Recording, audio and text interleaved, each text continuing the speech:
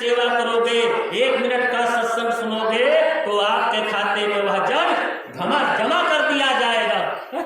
बताइए कितने ये दयाल, कितने ये रहबरदार होते हैं, कितना बड़ा काम हमारा आपका करने के लिए आते हैं, तो अभी वो प्रार्थना पूरी नहीं हुई। महात्मा समझाते हैं बच्चा जब से अपने घर से आए भूल गए, लेकिन मैं यहां से तुम्हें ले जाने के लिए आया हूं।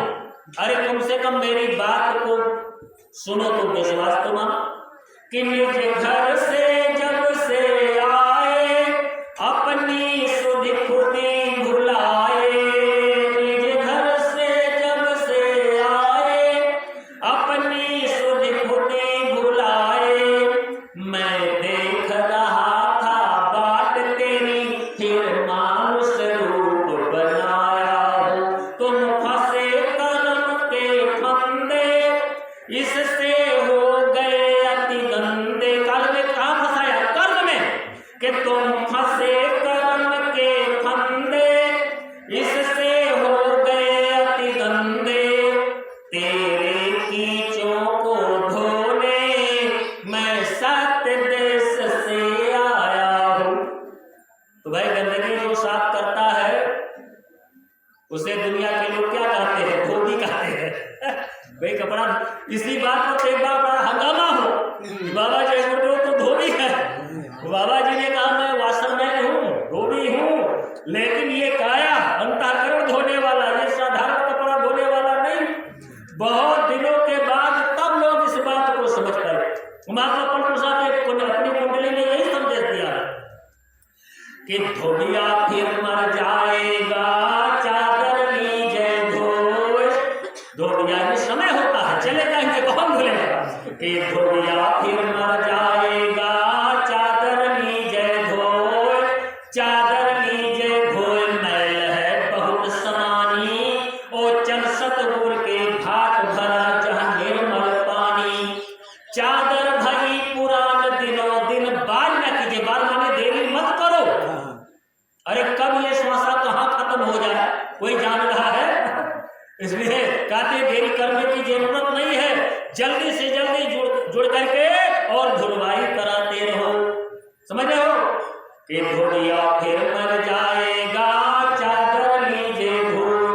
चादर लीजे धोए मैल है बहुत पुरानी। छूटे कलमल जाग नाम का कलच लगावे। चलिए चादर ओढ़ कहूँ भौचर नहीं आवे, पर तू ऐसा कीजिए कि मन नहीं मैला होए। धोबिया फिर मर जाएगा चादर लीजे। और संतों ने समझाया है इसको कि काहे मयनी करे डारी नहीं हर वाले सारी। काहे मयनी करे डारी नहीं हर वाले सारी। अरे धोवत धोवत दाग न छूटो। धोवत धोवत मैल न छूटो। तब धोबिया धर डारी नहीं हर वाली सारी। यानी खुद एक नाई धोई पैदा। अरे भाई वो कपड़ा थोड़ो भग साबुन सोडा से, वो कर्म का दाग आप साबुन सोडा से नहीं छुड़वा सकते हैं। कि धोवत धोवत दाग न छूटो। तब धोबिया धर डारी नहीं हर वाली सारी। काहे मैले कर डारी नहीं हर वाली सारी। सतगुरु धोबी मलमल धोयो। जय गुरुदेव बाबा मलमल धोयो। सारी दीन है निखारी। जब गंदगी निकल गई निखर आया कि सारी दीन है निखारी नहीं हर वाली सारी। तो अगर भाई मान लो ये काल माया का देश है, तो सुबह से शाम तक कितना भी बचा करके चलोगे तो कुछ ना कुछ गंदगी तो लगी है। जैसे हम लोग कपड़ा पहनते हैं तो 2 दिन 3 दिन के बाद इसकी धुलाई करवाते हैं। ऐसे ये काया रूपी जो कपड़ा है, कितना भी बचा करके आप इस काल माया के देश में रन करोगे चलोगे, लेकिन कुछ ना कुछ गंदगी तो लगेगी। तो उसके लिए महात्मा उपाय बताते हैं। हमारे गुरु महाराज ने कई रास्ता इसके लिए बता दिया। एक तो ये आदेश जारी कर दी, चलो बच्चा मथुरा नहीं पहुंच पा रहे हो तो तुम्हारे गांव में अगल बगल में कभी ये कार्यक्रम लगेगा, वहीं जाकर के घुटोला लेना, हो जाएगी बुलाई। मथुरा आते समय गड्ढर बना लेना, गुनाहों की माफी का, शर्म संकोच करने की बात नहीं है। अरे दूसरा कोई थोड़े देख पाएगा, अरे वो संगठनी मोटरी अगर फिजिकल कोनो बात तो दिखाई पड़ी और मन में गठरी जैसे सब जात को उसे घूम जाते ले जाकर के कहा बाबा जी ने कहा करके चढ़ा दोगे तो केवल गुनाहों की माफी ही नहीं होगी, दो काम और होगा। एक तो घर में बरकत और दूसरा एक अच्छे काम के लिए मिन्नत मनोती अगर मांगोगे तो मंदिर का देवता आपको ये देवता क्या है वो क्या कराया सभी का गुण करने वाले तो सब यही है। वो रख दिया थोड़ा सा, जैसे कहते थे कि बच्चा ये जय गुरुदेव नाम उस ऑलमाइटी गॉड का नाम है जिसके लिए मानस में लिखा है एक अनीह अरूप अनामा आज सच्चिदानंद प्रभु धामा अगुण अखंड अनंत नादि जय चिंतहि परमार्थवादी नेत नेत जय वेद निरूपा निजानंद निरूपाधि अनुपा शंभ विरंच विष्णु भगवाना उपजह जासवंश तेनाना जासवंश उपजय गढ़ानी। अगर एक लक्ष्य तो कहते थे उस मालिक का नाम है, लेकिन वहीं के थोड़ा सा घुमाते थे। देखो कितना चालाकी करते हैं महात्मा, इनकी बात को समझना आसान नहीं है। केला के जो पात में पात और तो संतों की बात में बात में यानी अतिशय नगर करे जब कोई गनल प्रगट चंदन से जब खूब धुनवा तब कुछ निकालती। तो गुरु महाराज कहे बच्चा ये जय गुरुदेव नाम उस अनामी महाप्रभु का नाम है, लेकिन वही कहते थे बच्चा किसी मुसीबत परेशानी में जब 10 बार बुलाओगे भाव होना चाहिए। किस भाव से बुलाना है? गोस्वामी जी ने लिखा है बालकांड में कि जब ही नाम जी आरत भारी और मिटहि कुसंकट होहि सुखारी। आर्त भाव से, जिस भाव से गजराज ने पुकारा था, जब ग्राह ने पैर पकड़ लिया तो पहले तो उसको अपने परिवार वालों के ऊपर नाज था, घमंड था, लाखों की संख्या में हमारा परिवार है। हाथी, वो गजराज जंगलों के हाथियों का राजा था, सब उसके कब्जे में थी, सब उसके अधीन कामकाज करती थी। तो पहले तो प्राउड ऑफ फैमिली, अपने परिवार पर उसको घमंड था। ये अकेले ग्राहक क्या करेगा, मेरी एक आवाज पर लाखों की संख्या में और सब आकर के हमको निकाल लेंगे। तो लगाया गुहार लगाया, लगा चिल्लाने, अरे दौड़ो दौड़ो दौड़ो, अरे इस सरोवर में ग्राह ने हमको जकड़ लिया है। अपने राजा की आवाज को सुनकर के जंगल में रहने वाली सारी हाथियां और उसी आवाज की दिशा में और दौड़ती हुई आकर के सब पहुंच गई। कई किलोमीटर की लाइन लग गई। हाथियों ने देखा मेरा राजा तो धीरे धीरे गहरे पानी की तरफ जा रहा है। अरे कहा बचाओ मुझको, ग्राह ने जकड़ लिया है, पकड़ करके मेरी पूंछ और एक की पूंछ एक लाइन लगा दो, जैसे रस्सा कश्ती होती है, निकाल करके बाहर कर दो। अकेले ये क्या करेगा, लेकिन क्या पता था कि कितना ये पावरफुल है। किलोमीटर तक लाइन लग गई, एक की पूंछ एक की पूंछ पकड़ करके सुन से, और सारे हाथी लगे खींचने, लेकिन कोई प्रभाव नहीं, सबकी ताकत फेल। वो धीरे धीरे आगे की तरफ जा रहा है, गहरे पानी की तरफ। अब उसके बाद वाला जो हाथी था, अब वो चिल्लाने लगा, अरे छोड़ो इसको, ये मरने जा रहा है, मरने दो, अगर इसको पकड़े रहोगे तो सारे लोग मारे जाओगे, छोड़ो। सारी हाथियां छोड़ करके अपने राजा को, जाओ अकेले मरो, सब जो है जंगल में चली गई, अकेला पड़ गया, केवल सुंड बाकी रह गया। हाथी के नकुना सुंदर मुंह डूब गया, आंखें डूब गई, केवल सुंड बाकी रह गया। कमल का फूल तोड़ा, और आर्त भाव से ऊपर सूर्य को उठाया। अब भगवान को याद कर रहा है। सूरदास जी ने लिखा है, रो रो करके पुकार रहा है, प्रभु गौरव में ये मार डालेगा कि हे गोविंद आपको शरण अब तो जीवन हारे, हे गोविंद आपको शरण अब तो जीवन हारे। नीर पियन हेतु गयो सिंधु के किनारे, सिंधु बीच ग्राह सत चरण धरि पछारे। पैर पकड़ करके खींच रहा है। चार प्रहर जोधि भयो लई गयो मझधारे, आंख कान मूरन लागो कृष्ण को पुकारे। द्वारका में शब्द भयो गरुड़ चढ़ पधारे, ग्राह को मार कर गजराज को उबारे। सूर श्याम मगन भयो नंद के दुलारे, तेरो मेरो न्याय होगी जम के द्वारे। अब थोड़ा स्पिरिचुअल में इसको आप अंडरस्टैंड करें, समझें। ग्राह माने होता है काल, और ना वो कोई साधारण हाथी है और ना कोई क्रोकोडाइल मगरमच्छ है, तो इस पर मत जाना। ग्राह ही काल है, और काल के सामने दुनिया की ताकत काम देने वाली नहीं है। सब फेल हो जाएंगे, डिफीट खा जाएंगे, क्योंकि काल इतना पावरफुल है। हमारे श्लोक में लिखा है, कालः पचति भूतान कालः संहरते प्रजा, काल सुप्तेषु जागर्ति कालो ही दुरति कर्मः।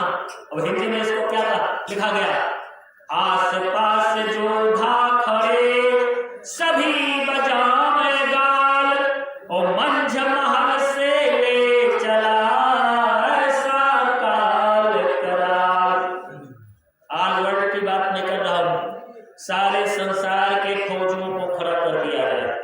कोई इतना स्ट्रेंथ हो, पावरफुल वाला हो, और कह दे कि भैया सब मिल करके काल से हमको बचा लो, इसमें से निकाल करके ना ले जा पाओगे, कुछ नहीं कर पाएंगे।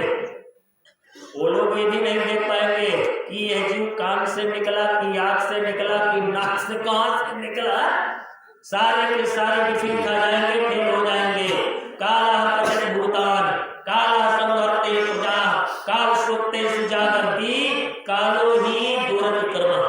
तो वही काल ही है ग्राह।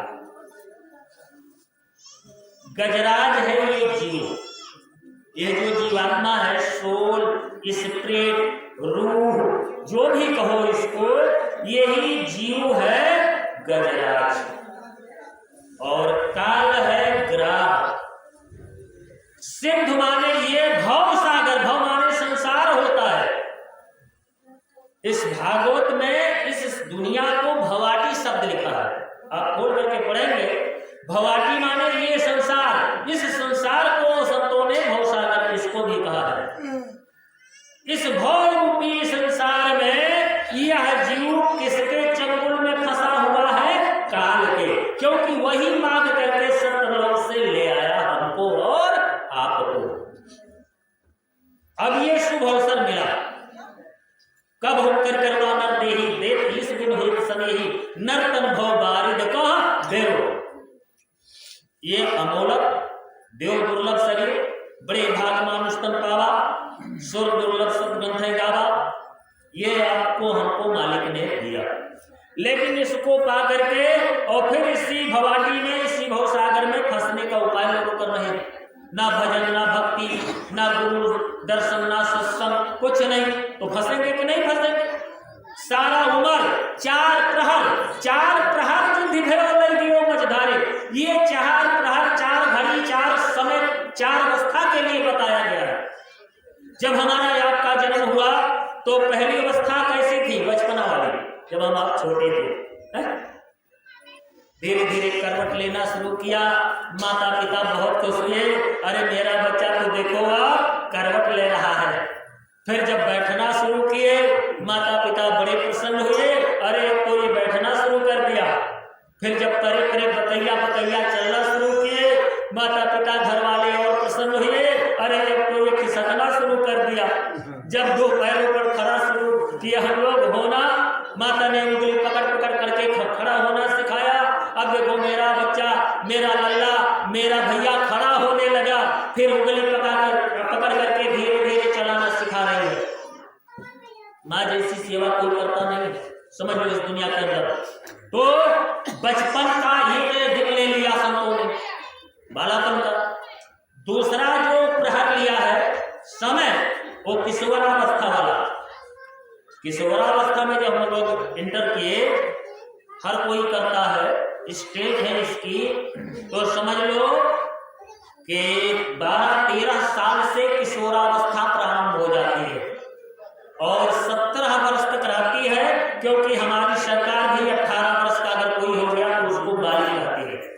अभी बालिग हो गया, 18 साल की एज हो गई, लेकिन उससे जब नीचे है तब किशोर कहेंगे। तो बचपना के बाद दूसरी अवस्था, दूसरा प्रहर क्या है? किशोरावस्था। उसमें से एक दिन किया। फिर इसके बाद तीसरा प्रहर जवानी का है। जब युवावस्था में आप प्रवेश किए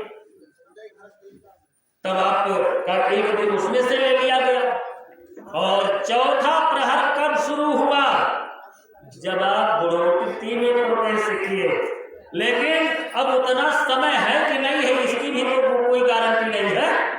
आयुष्यम जलोल चपलम, हमारे संतों ने इस जीवन को कैसा बताया है? आयुष्यम जलोल बिंदु चपलम, बरसात के दिनों में जब बादलों से पानी की बूंदें चलती हैं, जमीन पर गिरती है तो बुलबुले बन जाते हैं। बुलबुला बना और देखते देखते फूट भी गया।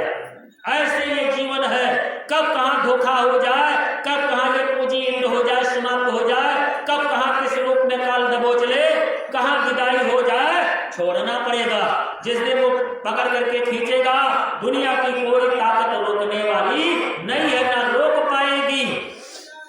कि पानी का बुलबुला है मानो की जिंदगानी, ये जिंदगी किस प्रकार है? पानी के बुलबुले के समान। कि पानी का बुलबुला है मानो की जिंदगानी, लग जाए हवा का झोंका, ढल जाए जिंदगानी। अरे पानी का बुलबुला है मानो की जिंदगानी। और जिस दिन खिंचाई हो गई, ये शरीर जमीन पर गिरेगी, तब ये मिट्टी हो जाएगी। अभी चेतन दिखाई दे रही है, लेकिन एक दिन जब ये मिट्टी बनेगी तो इसी मिट्टी पर गिरेगी। कबीर साहब ने एक दोहे में समझाया है, माटी कहे कुम्हार से क्यों रोदे तू मोह, और एक दिन ऐसा आएगा मैं रो दूंगी तोह। यह तन कांचा कुंभ है, लिया फिरे था साथ, और ढबका लागा फूट गया, कछु नहीं आया। क्या भरोसा है इसका? कि क्या भरोसा है इस जिंदगी का, गारंटी नहीं इसकी। ये श्वासा जब हम लोग लेते हैं, सांस जब बाहर निकालते हैं तो 12 अंगुल की दूरी ये तय करता है। कितनी डिस्टेंस, कितनी दूरी? मात्र 12 अंगुल की। सांस को हम आप जब बाहर निकालते हैं 12 अंगुल दूर ये जाता है। अब लौट करके आएगा कि नहीं आएगा, इसकी कोई गारंटी नहीं। एक बार की बात है, एक महात्मा जी कहीं जा रहे थे, तो बाबा जी के साथ में उनके 2 शिष्य भी थे, 2 चेले भी थे। तो बाबा जी चेलों के साथ जा रहे थे, तो थोड़ी दूर जब आगे गए तो बाबा जी ने देखा उधर से महात्मा कबीर साहब आ रहे। अब शिष्य तो नहीं पहचान पाए, वो तो इतने देखे कि कोई साथ उधर से भी आ रहा है, लेकिन बाबा जी पहचान गए कि ये तो पहुंचे हुए फकीर बाबा कबीर साहब आ रहे हैं, तो कुछ इनसे जानकारी ले लेनी चाहिए। बाबा कबीर साहब जब नजदीक आए तो ये जो दूसरे बाबा जी थे, ये क्या किए? एक कदम उठा करके जमीन पर ऐसे रखा जब अगला पैर उठाए रखने के लिए तो जमीन पर रखने से पहले जमीन पर गिर पड़े। एक कदम तो उठा करके रखा, एक पैर उठाया जमीन पर रखा, फिर दूसरा जब उठाया तो रखने से पहले जमीन पर गिर पड़े। बोले कुछ नहीं। देखो संतों का सवाल जवाब कैसे होता है। अरे एक पैर जमीन पर उठा करके रखे, अब इसके बाद जब अगला उठाए तो रखने से पहले बाबा जी जमीन पर गिर पड़े और गिरने के बाद फिर उठ करके खड़े हो गए। तो महात्मा कबीर साहब मुस्कुराने लगे।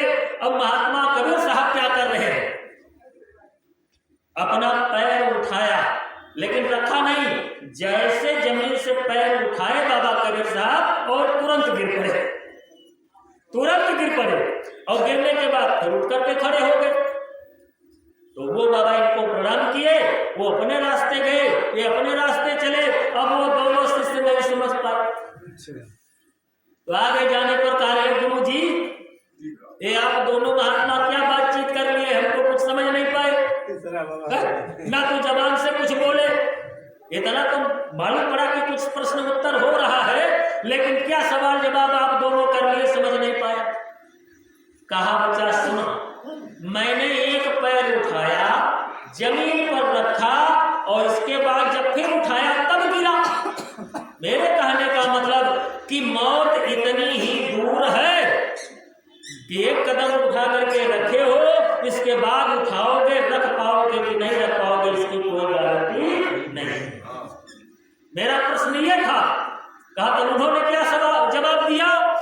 कहा वो पहुंचे हुए तत्वदर्शी महात्मा है। वो कहे नहीं महाराज तुम ज्यादा दूरी बता रहे हो, इसीलिए एक पैर उठाया और रखने के पहले ही कि पैर उठा है, अब ये जमीन तक जाएगा कि इसी बीच बुलावा आ जाएगा। कि क्या भरोसा है इस जिंदगी का, साथ देती नहीं है किसी का। क्या भरोसा है इस जिंदगी का, दुनिया की है हकीकत पुरानी, चलते रुकना है इसकी रवानी, चलते रुकना है इसकी सासा, चलते चलते वो बंद हो जाएगा। कि दुनिया की है हकीकत पुरानी, चलते रुकना है इसकी रवानी, हज पूरा करो बंदगी का। यानी जो वादा करके आए हो उसके प्रति सचेत रहो, नहीं तो काल फंसा लेगा आपको। कि फर्ज पूरा करो बंदगी का, साथ देती नहीं है किसी का। क्या भरोसा है इस जिंदगी का, कोई गारंटी नहीं है, कोई भरोसा नहीं है प्रेमी भाई बहनों। इसलिए जिन प्रेमियों को रास्ता मिल गया है वो तो मेहनत ईमानदारी के साथ तीनों काम में जरूर लगे। साधना में भी तीन